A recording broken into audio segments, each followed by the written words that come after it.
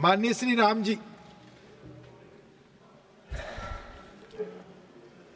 धन्यवाद मान्यवर कि आपने नवीन और नवीकरणीय ऊर्जा मंत्रालय के कार्यक्रम के संबंध में चर्चा पर भाग लेने का अवसर दिया और साथ ही मैं आभार व्यक्त करता हूं अपनी पार्टी के मुखिया आदरणीय बहन कुमारी मायावती जी का भी। मान्यवर, रिन्यूएबल एनर्जी भारत के लिए अहम क्यों? मान्यवर, खास तौर से जो भारत है 65% लोग खेती या कृषि पर डिपेंड करते हैं। अगर हमारे क्लाइमेट में कोई चेंजेस होता है तो सीधा प्रभाव हमारी खेती पे पड़ता है और हम बड़ी त्रासदी को झेलते भी हैं। कहीं बाढ़ देखने को मिलती है, कहीं हैवी रेन देखने को मिलती है, कहीं सूखा देखने को मिलता है, कहीं टेम्परेचर राइज देखने को मिलता है। और इसके पीछे एक बड़ा रीज़न रहा कि हमने गत वर्षों के अंदर हमने कोई ऐसे रिन्यूएबल एनर्जीज़ के ऊपर कोई काम नहीं किया। हम टोटली डिपेंड रहे फॉसिल फ्यूल्स के ऊपर।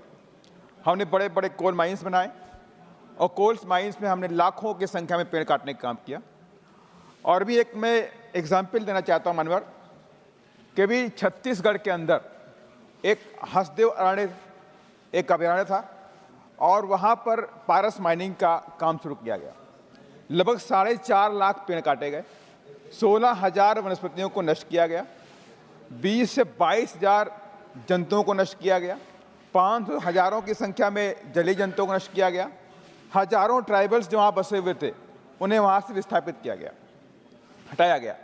उसके बाद ये एक रीज़न रहा कि 4.5 लाख पेड़ आदिकाल से ऑक्सीजन दे रहे थे, तमाम तरह की हमें जैव और तमाम तरह की जड़ी बूटियाँ, तमाम तरह की चीज़ें हमें देने का भी काम कर रहे थे। और उसकी वजह से एक नहीं दो नहीं ऐसे हमने तमाम सारी माइंस को डेवलप किया।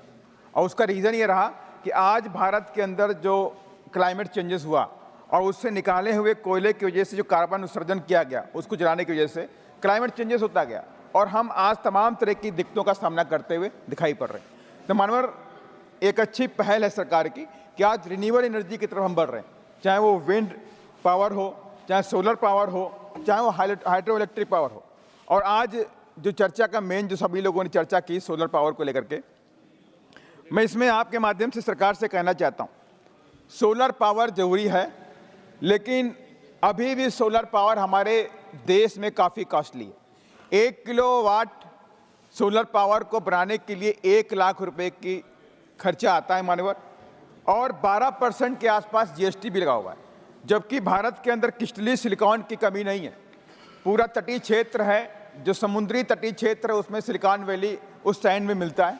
मैं सरकार से चाहूँगा कि उस सिलिकॉन, क्रिस्टलीय सिलिकॉन के ऊपर भी रिसर्च करें और जो उसमें यूज़ हुए रहे केमिकल्स को उनको भी जीएसटी के दायरे से बाहर लेकर के भी आए।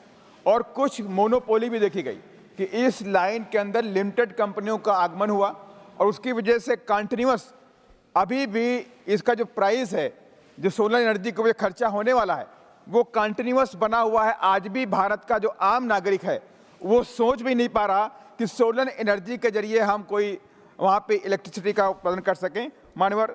और साथ ही मैं ये भी कहना चाहता हूँ कि हमें जब तक चाइना के बराबर काम नहीं करना पड़ेगा इस लाइन के ऊपर। आज भी 57% आज भी सोलर पैनल चाइना से आते हैं जिनकी क्वालिटी आज भी खराब है। दाम सस्ता भले है लेकिन क्वालिटी उनकी आज भी खराब है। लेकिन हमारे पास कोई भी एक्सपर्ट इसमें नहीं है, कोई भी ऐसी कंपनी नहीं है जो उच्च क्वालिटी का सोलर पैनल बना रही हो। इस पर भी सरकार को ध्यान देना पड़ेगा। जब तक हम खुद भी मैन्युफैक्चरिंग नहीं करेंगे अच्छी क्वालिटी के सोलर पैनल का, तब तक ये बात पूरी नहीं होने वाली। और इसके साथ ही सरकार को विंड पावर पे भी इसे ध्यान देना चाहिए कि विंड पावर कुछ लिमिटेड पोर्शन में इंडिया में दिखाई पड़ती है और लिमिटेड कंपनियों को ही मौका दिया जा रहा है। उसके लिए भी आपको दरवाजे खोलने की जरूरत है। और साथ ही हाइड्रो इलेक्ट्रिक पावर एक अहम है। पूरे देश के अंदर तमाम नदियां हैं, जब बाढ़ के समय हम त्रासदी झेलते हैं, चाहे बिहार हो, चाहे उत्तर प्रदेश का पार्ट हो।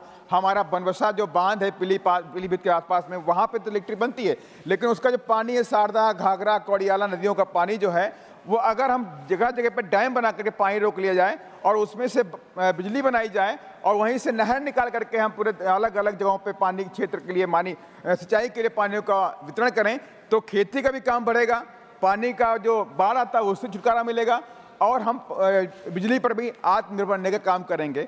और इसलिए मान्यवर ये बात बड़ी अहम है कि जब अमेरिका जैसा देश, जो बहुत सारा उसके पास क्रूड ऑयल भी है, उसके पास कोयला भी है, लेकिन आज वो फॉसिल फ्यूल पे डिपेंडेंसी को ख़त्म कर रहा है, धीमे धीमे सोलर पावर की तरफ बढ़ रहा है।